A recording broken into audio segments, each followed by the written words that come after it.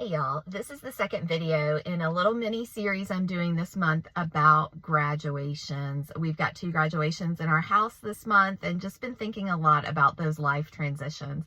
Last week I talked about really looking at this as an opportunity to kind of explore different pathways in your life, which is really what your 20s are about.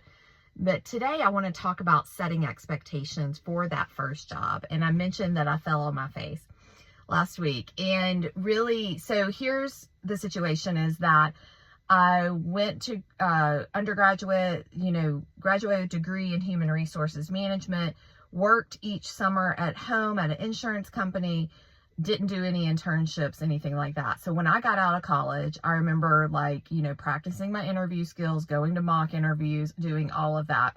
And somebody that I knew in my business program had gotten a job at an accounting firm, and they were making $40,000 a year, which may not sound like much, but at the time, this was 1997, that would be like $80,000 a year. So I was like, okay, I've got good grades. I know I can do this. Get out there.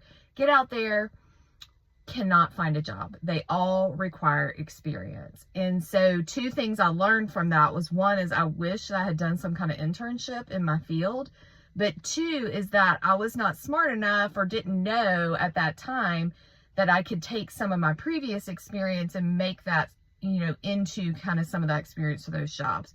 So I moved to a new place where my boyfriend was.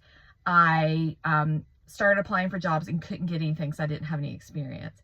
And so finally, after like 6 weeks, because I moved to a place and didn't have a job, started applying for call center jobs because I just needed a job to tide me over until I found something. And it was going to be paying like $8 an hour, which in 1997 is like $16 an hour. So I walked into this interview because I had to change my expectations. And I'm going to share with you next week what happened. But just remember, you may have to kind of Frankenstein your life together for a little while until you get enough experience and opportunity to get into the place you want to be.